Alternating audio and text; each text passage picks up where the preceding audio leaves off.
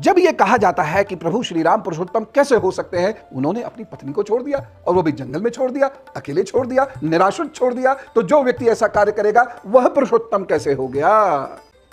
एक और बात कही जाती है, शंभूक, उसका वध कर दिया उन्होंने, जाति के आधार पर वध कर दिया, पुरुषोत्तम कैसे हैं। एक और बात आएगी, बाली को पीछे से मारा ना, पुरुषोत्तम होते तो आगे से मारते, युद्ध करके मारते। मां सीता के लिए कहते हैं धैर्य नहीं था, अपने देवर की बात नहीं मानी, नहीं तो लक्ष्मण रेखा के पार नहीं जाती, और नहीं जाती तो इतना उपद्रव नहीं होता। इन प्रश्नों का उत्तर तो तभी मिलेगा ना जब आप इतिहास को पढ़ेंगे, केवल भाव से नहीं समझा सकते इन्हें। रामायण में इसीलिए ले रहा हूं क्योंकि ऋषि वाल्मीकि उस समय के, उस काल के दृष्टा हैं, और वह कोई सामान्य या साधारण व्यक्ति नहीं है, महान तपस्वी हैं, ऐसे व्यक्ति जिन्होंने ध्यान साधना में, और ये रामायण में लिखा है कि वो प्रचेता ऋषि के पुत्र हैं, ऋषि वशिष्ठ भाई उनके। लेकिन बचपन में भीलों ने उन्हें अगवा कर लिया, उन्हें उठा के ले, और फिर उसी संस्कृति में पले बड़े, लेकिन बहुत विद्वान है।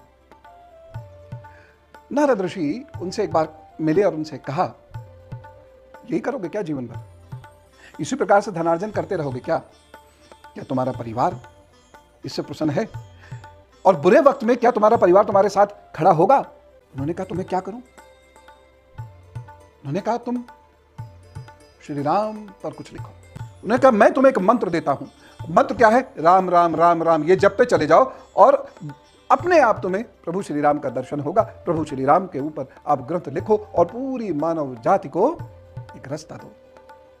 तो ऐसा एक वर्णन आता है कि ये मरा मरा मरा मरा मरा मरा कहने लग गए राम राम की जगह। यद्यपि मुझे कुछ जमती नहीं ये बात, लेकिन हो सकता है मरा मरा कहने लगे हो। लेकिन मैं इतना जरूर जानता हूं कि बुद्ध काल में पाली भाषा में मरा मरा मरा एक शब्द होता, जो उस वक्त में बौद्ध बने, उस वक्त में जो बौद्ध बने, उन्होंने कुछ चीजों का समावेश इस प्रकार से कर दिया गया कि जिससे रामायण अपने मूल रूप से हट गई। उन्होंने इस प्रकार से इसका जप करना शुरू किया और धीरे धीरे ये तपनिष्ठ होते चले गए, तप में डूबते चले गए, इस कदर डूब गए कि दीमक ने इनके शरीर में स्थान बना लिया और इनका नाम पड़ा वाल्मीकि।